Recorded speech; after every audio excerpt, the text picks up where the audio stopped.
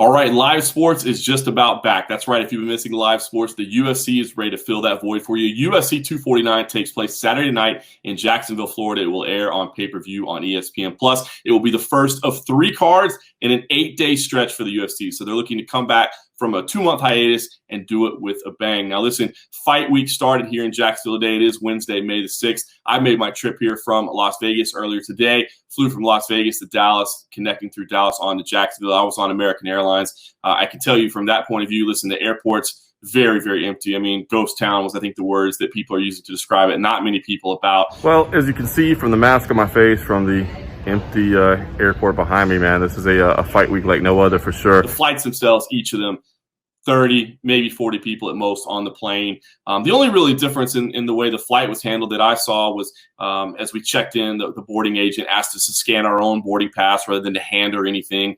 So we did that. Once we got on the plane, pretty much there was just one person per row as far as I could see. I know that in the area that I was seated, there was only one person per row. I don't know if that was the case all the way through, but certainly would have been easy to move about with as few people were in there. There were reminders as we were boarding, of course, about social distancing as well, saying, hey, listen, don't rush up on the plane. Make sure you give space in between everybody and stay apart. And everybody seemed to respect that along the way. There was no beverage service. Flight attendant said, hey, listen, if you need something, tell us. We'll get it for you. But we're not running down with the cart and doing the typical beverage and snack service and that sort of thing. So a little bit different on the plane. But the real questions that people want to ask, because the UFC is back, is how they're handling things on the ground. And I can tell you, I've just been here for a few hours. But it seems they're very dedicated, they're very proactive to making sure this event happens as safely as possible. Listen, when we arrived to the hotel from a shuttle from the airport, we were taken to a private entrance, basically away from the main entrance of the hotel. As soon as we went in, we were greeted by staff who immediately temperature checked us. And also handed us some personal protective equipment, some gloves, some masks, things that we could use. From there, we immediately moved to COVID-19 testing. There were some techs that were here that were wearing like full hazmat gear that were testing us with the swab first, and then also the blood test for the antibodies as well. Look up towards the ceiling. It's gonna feel like it's gonna tickle your brain. Relax your eyes. He said easy for you. And that's it. How you feeling? Not like that one bit. So the results of the blood test for the antibodies, that came back in about 10 minutes. The COVID-19 swab test apparently is going to take about 24 hours to get the results back. And they've asked that we self-quarantine during that time, self-isolate away from everybody else until we know the results of our test. I'm not wearing a mask right now only because I'm in my hotel room. We've actually been asked anytime we're outside of our hotel room if we need to be outside of our room while we're self-isolated to make sure we're wearing that mask. There are hand sanitizer stations everywhere that I saw. Like I said, the limited movement that I had on the way in, there were hand sanitizers everywhere.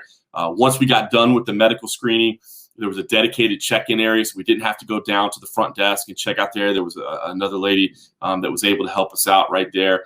And I have noticed a little bit of movement I have done throughout the property, I should say. There are security that are checking, asking for room keys, asking what your room number is. They've got a list of all the rooms, and they're kind of cross-checking to make sure that you're supposed to be on property. If not, they're asking you to be out of here. So we've been asked to stay on property. There are restaurants that are running, so we can eat here.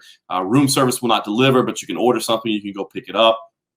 So they're asking you to stay on property. And again, anytime you're outside of your room, to please wear a mask and to please socially distance as well. Also, there will be continued medical checks every single day along the way. They're going to rescreen us and basically recertify us on a daily basis, giving us a new credential, a new wristband, that sort of thing, so that each day you're being checked and you're being updated for your health.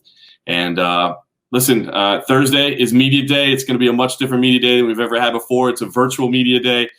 Even for us that are on property, there's basically going to be a virtual meeting set up, these Zoom type meetings that everybody's doing these days. Definitely, as I've been saying, a fight week like no other. But as we can see so far, everybody's being very, very proactive in trying to keep us as safe as we can.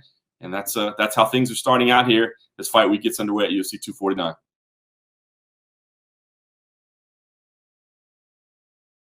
Hey sports fans, if you want to see more videos like this, check out some of our other ones right here. And if you like what you see, hit the subscribe button and stick around for more from USA Today Sports.